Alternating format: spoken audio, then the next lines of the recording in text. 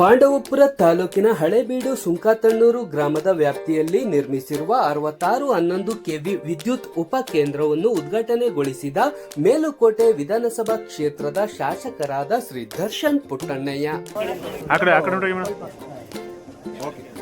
ಈ ಯೋಜನೆಯಿಂದ ಹಾಲಿ ಇರುವ 6611 ಕೆವಿ ಮಹದೇಶ್ವರ ಮತ್ತು ಪಾಂಡವಪುರ ವಿದ್ಯುತ್ ಕೇಂದ್ರದ ಮೇಲಿನ ಹೊರೆಯು ಕಡಿಮೆಯಾಗುತ್ತದೆ ಹಾಗೂ ಕೃಷಿ ಪಂಪ್ಸೆಟ್ಗಳಿಗೆ ವಿದ್ಯುತ್ ಸರಬರಾಜು ನೀಡಲು ಅನುಕೂಲವಾಗಲಿದೆ ಎಂದರು. ಈ ಯೋಜನೆಯಿಂದ ಹಳೇಬೀಡು, ಚೀಕನಹಳ್ಳಿ, ಸುಂಕಾತಣ್ಣೂರು, ಮೇನಗರ, ನರಹಳ್ಳಿ, ಕಂಚನಹಳ್ಳಿ, ಮಾಡರಹಳ್ಳಿ, ಕೊಡಗಳ್ಳಿ, ಹತ್ತಿಗನಹಳ್ಳಿ, ಬಳೆಹತ್ತಿಕುಪ್ಪೆ, ಆನುವಾಳು, ನುಗ್ಗೇಹಳ್ಳಿ ಹಾಗೂ ಅಕ್ಕಪಕ್ಕದ ಗ್ರಾಮಗಳಿಗೆ ಅನುಕೂಲವಾಗಲಿದೆ ಎಂದು ಈ ಸಂದರ್ಭದಲ್ಲಿ ತಿಳಿಸಿದ್ದಾರೆ. ಕಾರ್ಯಕ್ರಮದಲ್ಲಿ ವಿದ್ಯುತ್ ಇಲಾಖೆಯ ಅಧಿಕಾರಿಗಳು, ಸಿಬ್ಬಂದಿಗಳು ಮತ್ತು ರೈತ ಸಂಘದ ಮುಖಂಡರು ಹಾಗೂ ಅಕ್ಕಪಕ್ಕದ ಗ್ರಾಮದ ಯಜಮಾನರು, ಗ್ರಾಮಸ್ಥರು ಉಪಸ್ಥಿತಿ ಇದ್ದರು.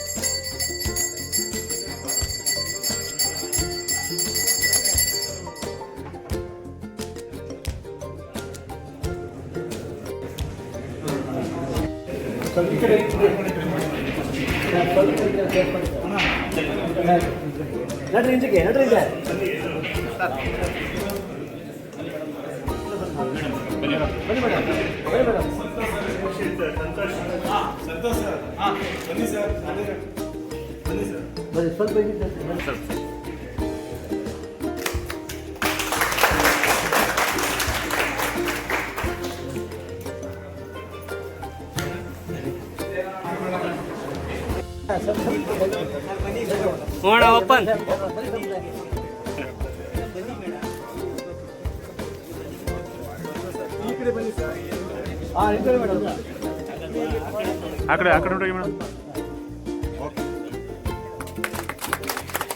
ನಿರ್ದೇಶಕರು ತಾಲೂಕಿನ ಮಾಜಿ ಅಧ್ಯಕ್ಷರಾದ ನಾಗಣ್ಣವರು ದಯಮಾಡಿ ವೇದಿಕೆ ಕೊಡಬೇಕು.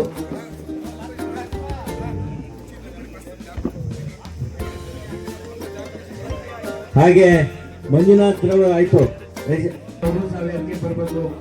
ಹಾಗೆ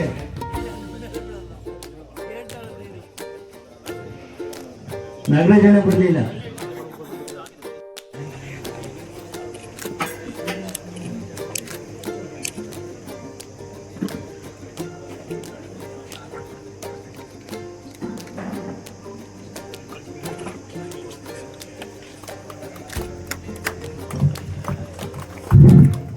ಉದ್ಘಾಟನೆ ಜನಪ್ರಿಯ ಶಾಸಕ, ಹಾಗಾಗಿ ನಮ್ಮ ಮುಖಂಡರುಗಳಾದ ಶ್ರೀಯುತ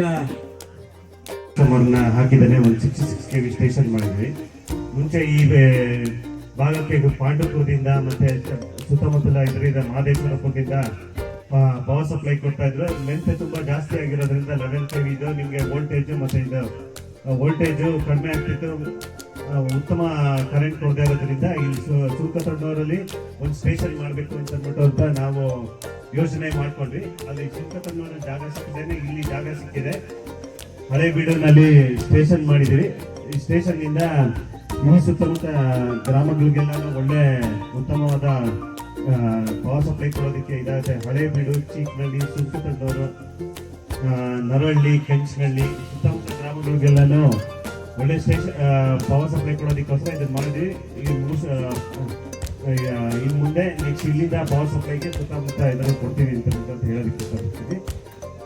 ನೀವು ಈ ಗ್ರಾಮದವರೆಲ್ಲ ಈ ಸ್ಟೇಷನ್ ಮಾಡಬೇಕಾದಾಗ ತುಂಬ ಚೆನ್ನಾಗಿ ಕೋಆಪರೇಟ್ ಮಾಡಿದ್ರಿಂದ ಸ್ಟೇಷನ್ ಅನ್ನು ಬೇಗ ಮಾಡಿ ಕಮಿಷನ್ ಮಾಡೋದಕ್ಕೆ ಈಸಿ ಆಯಿತು. ನಿಮಗೂ ಎಲ್ಲರಿಗೂ ನನ್ನ ಥ್ಯಾಂಕ್ಸ್ ಹೇಳೋಕ್ಕೆ ಇಷ್ಟಪಡ್ತೀನಿ.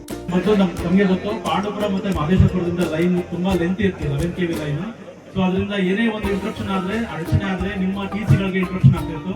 ಮತ್ತೆ ನಾವು ಸಮರ್ಪಕವಾಗಿ 7 ಗಂಟೆ ಏನು ಹಗಲು ಹೊತ್ತು ಮತ್ತೆ ರಾತ್ರಿ ಸೇರಿ 7 ತಾಸು ಕೊಡ್ಬೇಕಾಗಿತ್ತು. ಅದನ್ನು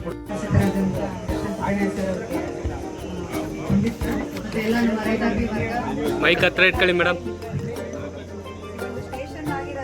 ಮೈಕ್ ಹತ್ರ ಇಟ್ಕೊಂಡ್ ಮಾತಾಡಿ.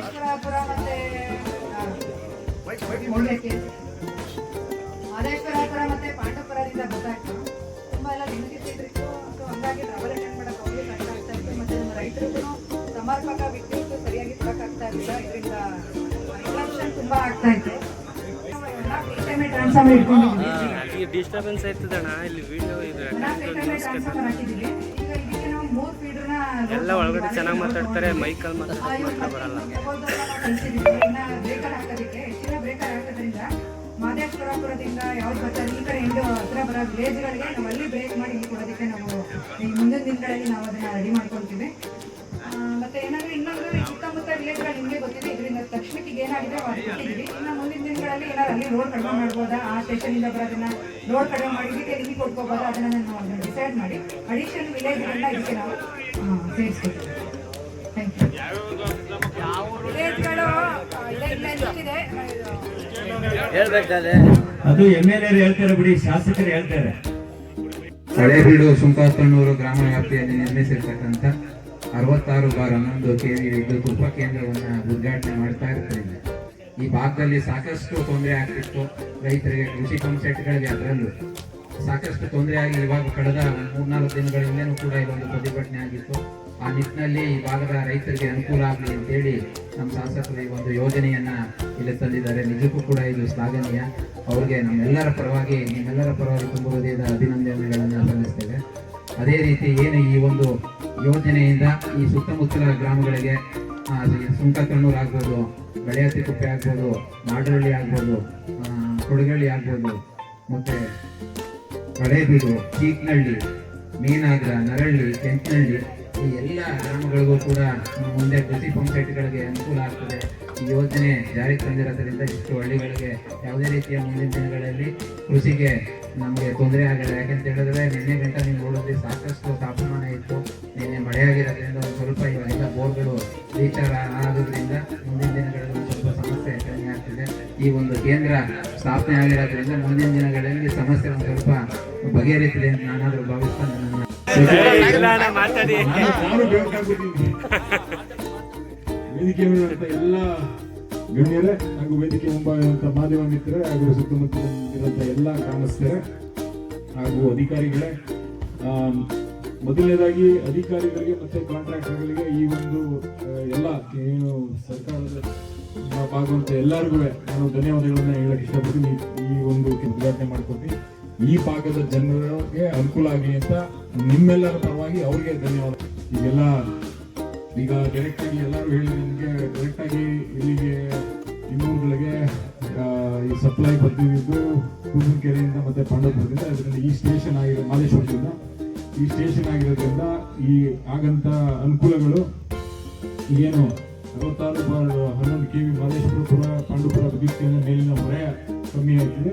ಮತ್ತೆ ಕೃಷಿ ಪಂಪ್ ಏನು ಪಂಪ್ ಸೆಟ್ಗಳಿವೆ ಅದಕ್ಕೆ ವಿದ್ಯುತ್ ಸರಬರಾಜು ಮಾಡೋಕ್ಕೆ ಸುಲಭ ಆಯ್ತದೆ ಇದು ಮಾಡಿರೋದ್ರಿಂದ. ಯಾವ್ಯಾವ ಹಳ್ಳಿಗಳು ಹಳೇಬೀಡು, ಚೀಕ್ನಹಳ್ಳಿ, ಸುಂಕಾತಣ್ಣೂರು, ಮೇನಾಗ್ರ, ನರಹಳ್ಳಿ, ಮಾಡರಹಳ್ಳಿ, ಕೊಡಗಳ್ಳಿ, ಅತಿಗಳ್ಳಿ, ಬೆಳಕುಪ್ಪೆ, ಆನ್ವಾಳು ಹಾಗೂ ಸಾಧಾರಣ ಯಾವ್ಯಾವ್ದೈತೆ ಸುತ್ತಮುತ್ತಲಿನ ಎಲ್ಲ ಗ್ರಾಮಗಳು. ಅದ್ರ ಜೊತೆಗೆ ಈಗ ಹಳೇಬೀಡು, ಚೀಕ್ನಹಳ್ಳಿ, ಸುಂಕಾತಣ್ಣೂರು, ಮೇನಾಗ್ರ, ನರಹಳ್ಳಿ, ಮಾಡರಹಳ್ಳಿ, ಕೊಡಗಳ್ಳಿ, ಪುನಃ ಅದೇ ಈ ಎಷ್ಟು ಗ್ರಾಮಗಳು ಮತ್ತೆ ಸುತ್ತಲಿನ ಗ್ರಾಮ ಎಲ್ಲದಕ್ಕೂ ಏನು ಪಂಪ್ ಸೆಟ್ ನಿಮಗೆ ವೋಲ್ಟೇಜ್ ಡ್ರಾಪ್ ಆಯ್ತದೆ ಅಂತ ನಿಮಗೆ ಗೊತ್ತಿರೋಂಥದ್ದು. 1 hour ಕೊಡ್ತಾರೆ, 2 hour ಕೊಡ್ತಾರೆ, ನಿಂತೋಯ್ತದೆ ಅಂತ ನೀವು ಏನೇನು ಕಂಪ್ಲೇಂಟ್ ಮಾಡ್ತೀರಿ ಅದನ್ನ ತಪ್ಪಿಸಕ್ಕೆ ಇದು ಒಂದು ಉಪಾಯ. ಇದರಿಂದ ಇನ್ನೂ ಇದಕ್ಕಿಂತ ಇನ್ನೂ ಜಾಸ್ತಿ ಸಬ್ಸ್ಟೇಷನ್ಗಳನ್ನ ನಾವು ಮಾಡಬೇಕು. ಈಗಾಗಲೇ ಇನ್ನೊಂದು 2 ಉದ್ಘಾಟನೆಯೂ ಮಾಡೋಕ್ಕೆ ರೆಡಿ ಆಗಿರೋಂಥದ್ದು. ಆ ಸಬ್ಸ್ಟೇಷನ್ಗಳಲ್ಲಿ ತಾವುಗಳು ಮಾಡೋದ್ರಿಂದ ರೈತರಿಗೆ ಅನುಕೂಲ ಆಯ್ತದೆ. ಎಲ್ಲದಕ್ಕಿಂತ ಹೆಚ್ಚಾಗಿ ನಾವು ಮಾಡಬೇಕಾಗಿರೋಂಥದ್ದು ಎಲ್ಲ ಅಧಿಕಾರಿಗಳು ಸರ್ಕಾರದಿಂದನೂ ಕಾರ್ಯಕ್ರಮಗಳನ್ನು ಮಾಡಿದ್ದಾರೆ. ಇಷ್ಟು ಬಿಸಿಲು ಯಾವಾಗಾದ್ರು ನೋಡಿದ್ರೆ ನಾವು ಬೆಳಿಬೇಕಾದ್ರೆ ನಾವು ಚಿಕ್ಕವರಾಗಿದ್ದಾಗ ಇಷ್ಟು ಬಿಸಿಲು ನೋಡೇ ಇರಲಿಲ್ಲ. ಈಗ ಸುಮ್ಮನೆ ಕೂತಿದ್ರೆ ಬೆಳ್ತಾ ಇದೀವಿ. ಹವಾಮಾನ ವೈಪರೀತ್ಯದಿಂದ ಆಯ್ತಿರುವಂತ ಸಮಸ್ಯೆಗಳು. ಈಗ ನಿಮಗೆ ವಿದ್ಯುತ್ ಉತ್ಪಾದನೆ ಆಯ್ತಾ ಇರೋದು ನಾವು ಕಲ್ಲಿದ್ದನ್ನ ಬಂದ್ ಮಾಡಿ ನಾವು ಉತ್ಪಾದನೆ ಮಾಡ್ತಾ ಇದೀವಿ. ಆದ್ರೆ ನಾವು ಮಾಡಬೇಕಾಗಿರೋದು ಸ್ಥಳೀಯವಾಗಿ ಸೋಲಾರ್ ಇನ್ಸ್ಟಾಲೇಷನ್ ನಾವು ಮಾಡ್ಕೊಂಡ್ರೆ ಈಗ ಸರ್ಕಾರದಿಂದಾನೇ ಎಲ್ಲ ಕಡೆ ಎಲ್ಲ ಇದೆ. ಕುಸುಂಸಿ ಈ ಯೋಜನೆಗಳಿವೆ. ಅದನ್ನ ಆದಷ್ಟು ಇಲ್ಲೆಲ್ಲ ಪಂಪ್ ಸೆಟ್ಗಳು ಯಾರು ಹಾಕೊಂಡಿದ್ದೀರಿ ದಯವಿಟ್ಟು ಅದನ್ನ ನೀವು ನಿಮ್ಮ ಗದ್ದೆಗಳಲ್ಲೂ ಹಾಕೋಕ್ಕೆ ಅವಕಾಶ ಇದೆ. ಸೋಲಾರನ್ನು ಅದನ್ನ ಅಳವಡಿಸ್ಕೊಂಡ್ರೆ ಏನು ಭೂಮಿ ಮೇಲೆ ಏನು ತಾಪಮಾನ ಏನೈತೆ ಹೆಚ್ಚಾಯ್ತಾನೆ ಇದೆ, ಅದನ್ನ ಸ್ವಲ್ಪ ಮಟ್ಟಕ್ಕೆ ನಾವು ಪ್ರತಿಯೊಬ್ಬರು ಅದನ್ನ ಕೈ ತಗೊಂಡ್ರೆ ನಾವೇನಾದ್ರು ನಿಲ್ಸಕ್ಕೆ ಸಾಧ್ಯ. ಮತ್ತೆ ಸ್ಥಳೀಯವಾಗಿ ನಾವು ವಿದ್ಯುತ್ತನ್ನ ಈಗ ಎಂಶೆಟ್ಟಳ್ಳಿ ಹತ್ರ ನಾವು ಮಾಡ್ಬೇಕಂತ ಈ ಸ್ಟೇಷನ್ಗೆ ಅನುಕೂಲ ಆಗಬೇಕು ಅಂತ ಎಂಶೆಟ್ಟಳ್ಳಿ ನಾವು ಒಂದು ಎಷ್ಟು 5 ಮೆಗಾವ್ಯಾಟ್ ಒಂದು ಸೋಲಾರ್ ಪ್ಲಾಂಟ್ ಅನ್ನು ಹಾಕ್ಬೇಕಂತ ಅಲ್ಲಿ ಜಾಗನ ಗುರುತು ಮಾಡಿದೆ. ಇದೇ ರೀತಿ ನಮ್ಮ ಇದರಲ್ಲಿ ಕ್ಷೇತ್ರದಲ್ಲಿ ಚಿನ್ಕುರುಳಿ ಒಂದು ಕಡೆ, ಅದಾದ ನಂತರ ಜಕ್ನಲ್ಲಿ ಈಗಾಗಲೇ ಆಗಿದೆ, ಜೀವಲ್ಲಿಗೆರೆಯಲ್ಲಿ ಇನ್ನೊಂದು ನಡೀತಾ ಇದೆ. ಸೊ ಈ ಥರ ಡಿಸ್ಟ್ರಿಬ್ಯೂಟೆಡ್ ಪವರ್ ಸಪ್ಲೈನ ಪವರ್ ಪ್ರೊಡಕ್ಷನ್ ಅನ್ನ ಎಲ್ಲಿ ಸ್ಥಳೀಯವಾಗಿ ಎಲ್ಲಿ ಉಪಯೋಗಿಸ್ತಾರೆ ಅಲ್ಲೇ ನಾವು ಉತ್ಪಾದನೆ ಮಾಡ್ಕೊಂಡ್ರೆ ನಮಗೆ ಅನುಕೂಲ ಆಯ್ತದೆ. ಯಾಕೆಂದ್ರೆ ನಾವು ಡಿಸ್ಟ್ರಿಬ್ಯೂಷನ್ ಮಾಡೋದ್ರಿಂದ ಅದರಿಂದ ಲಾಸ್ಗಳನ್ನು ನಾವು ಕಮ್ಮಿ ಮಾಡ್ಬೋದು. ಇದರಿಂದ ಈ ಒಂದು ಕೆಲಸನ ಜೊತೆಗೆ ನಾವುಗಳು ಅದಕ್ಕೂ ನಾವು ಗಮನ ಹರಿಸಬೇಕಾಯ್ತದೆ. ಯಾರ್ಯಾರು ಆಸಕ್ತರಿದ್ರೆ ಡಿಪಾರ್ಟ್ಮೆಂಟಲ್ಲಿ ಯಾವ ಥರ ಮಾಡಿಸ್ಕೋಬೇಕು ಪಂಪ್ ಸೆಟ್ಗಳಿಗೆ ಸೋಲಾರ್ ಮಾಡಿಸ್ಕೊಳ್ಳೋಕ್ಕೆ ಸರ್ಕಾರದ ಅನುದಾನಗಳನ್ನು ಇದೆ, ಅದನ್ನ ಈಸಿಯಾಗಿ ಮಾಡಿಸ್ಕೋಬೋದು. ಅದ್ರ ಬಗ್ಗೆ ನಾವು ಗಮನ ಹರಿಸ್ಬೇಕಾಯ್ತು. ನಾವೆಲ್ಲರೂ ಒಗ್ಗಟ್ಟಾಗಿ ಸೇರ್ಕೊಂಡ್ರೆ ಮಾತ್ರ ಈ ಥರ ಹವಾಮಾನದ ವೈಪರೀತ್ಯ ತಡೆಯೋಕ್ಕೆ ನಾವು ಸಾಧ್ಯ. ಇದ್ರ ಬಗ್ಗೆ ನಾವು ಕಳೆದ ಮಾರ್ಚಲ್ಲಿ ನಾವೊಂದು ಖಾಸಗಿ ವಿಧೇಯಕನೂ ನಾವು ಸಬ್ಮಿಟ್ ಮಾಡಿದ್ದೀವಿ. ಇದನ್ನ ತಡೆಗಟ್ಟಕ್ಕೆ ನಾವು ಏನು ಮಾಡಬೇಕು ಅನ್ನೋದ್ರ ಬಗ್ಗೆ ಆ ವಿಧೇಯಕ ಇನ್ನೂ ಚರ್ಚೆಯಲ್ಲಿದೆ. ಅದನ್ನೇನಾದರೂ ಕಾರ್ಯರೂಪಕ್ಕೆ ಬಂದರೆ ಪ್ರತಿ ಗ್ರಾಮ ಪಂಚಾಯತಿ ಮಟ್ಟದಲ್ಲಿ ನಾವು ಏನು ಹವಾಮಾನ ವೈಪರೀತ್ಯ ಬಗ್ಗೆ ಗಮನ ಹರಿಸಬೇಕು ಅದ್ರ ಬಗ್ಗೆ ಗಮನ ಹರಿಸಕ್ಕೆ ಸಾಧ್ಯ ಆಯ್ತದೆ.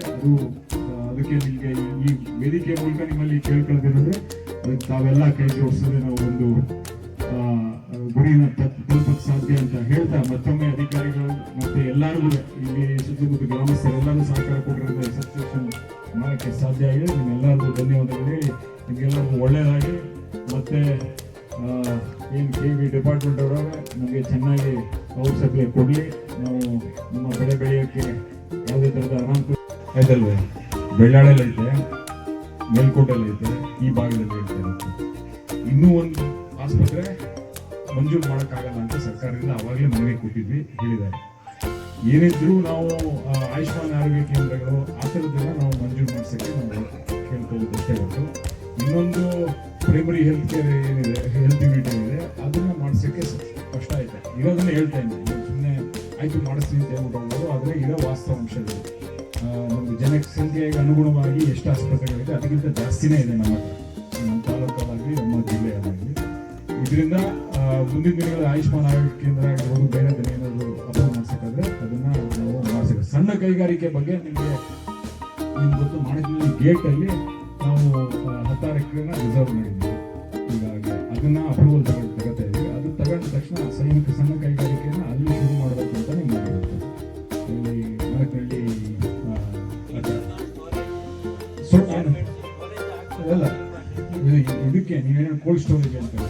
ಸೊ ಕೋಲ್ಡ್ ಸ್ಟೋರೇಜ್ ಬಗ್ಗೆ ಈಗಾಗಲೇ ಈ ಬಗ್ಗೆ ಗಮನ ಹರಿಸಿದ್ದೀವಿ. ಕೋಲ್ಡ್ ಸ್ಟೋರೇಜ್ನ ಸೊಸೈಟಿಗಳಲ್ಲೇ ಹಾಕಿಸೋಕ್ಕೆ ನಾವು ಕೆಲಸ ಮಾಡ್ತಾ ಇದ್ದೀವಿ. ಪ್ರತಿ ಸೊಸೈಟಿಗಳೇ ಸೋಲಾರ್ ಬೇಸ್ಡ್ ಕೋಲ್ಡ್ ಸ್ಟೋರೇಜ್. ಆಮೇಲೆ ಇಲ್ಲಿ ನಿಮ್ಮ ಕಡೆ ಎಲ್ಲ ಸುಮಾರು ತರಕಾರಿಗಳು ಇವೆಲ್ಲ ಬೆಳೀತಾ ಇದ್ದೀವಿ. ಅದನ್ನೆಲ್ಲ ಸ್ಟೋರೇಜ್ ಮಾಡೋಕ್ಕೆ ನೀವು ಬೇಕು. ಬೇರೆ ಬೇರೆ ಭಾಗದಲ್ಲಿ ಬೇರೆ ಬೇರೆ ಏನು ಉತ್ಪನ್ನಗಳು ಬೆಳೀತಾರೆ ಅದನ್ನು ನಾವು ಜಾಸ್ತಿ ಶೇಖರಿಸ್ತೀವಿ. ಈಗಾಗಲೇ ಅದಲ್ಲದೆ ಈಗಾಗಲೇ ಸುಮಾರು ಜನಕ್ಕೆ ಮೇಲ್ಕೋಟೆಯಲ್ಲೂ ಗಾಡಿಗಳು ಕೊಟ್ಟಿದ್ದಾರೆ. ಅಂದರೆ 4-5 ಡಿಗ್ರಿ ಕಮ್ಮಿ ಮಾಡಿಸಿ ಹೂ ಒಂದಿನ ಬಾಳಿಕೆ ಬರ್ಬೋದು, 4 ದಿವಸ ಬಾಳಿಕೆ ಬರ್ಬೋದು ಟೆಕ್ನಾಲಜಿ ಮಾಡಿಸಿ ಗಾಡಿಗಳನ್ನು ವಿತರಣೆ ಮಾಡಿದ್ವಿ. ಸೊ ಈ ಥರದ್ದು ಸಣ್ಣದಾಗಿ ಕೈಗಾರಿಕೆಗಳಿಗೆ ಮಾಡ್ತಿರೋಂಥವ್ರನ್ನ ಅವ್ರಿಗೆ ಏನು ಹೆಲ್ಪ್ ಆಗಬೇಕು ಅದರದನ್ನು ಮಾಡಿಸ್ತಾರೆ.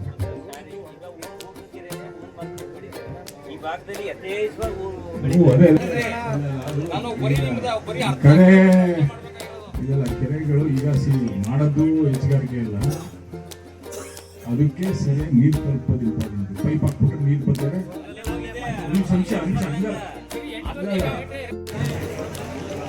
ಉಳಿದೊಬ್ಬರು ಕೆರೆ ಕನೆಕ್ಷನ್ ಕೊಟ್ಟು ನೀರು ಬಿಟ್ಟಿದ್ದಾರೆ ಮಾಡಬೇಡಿ, ದಯಮಾಡಿ ಅವ್ರು ಹೇಳವ್ರೆ. ಇದು ಮುಗಿಲಿ, 1 ನಿಮಿಷ ಇರಿ.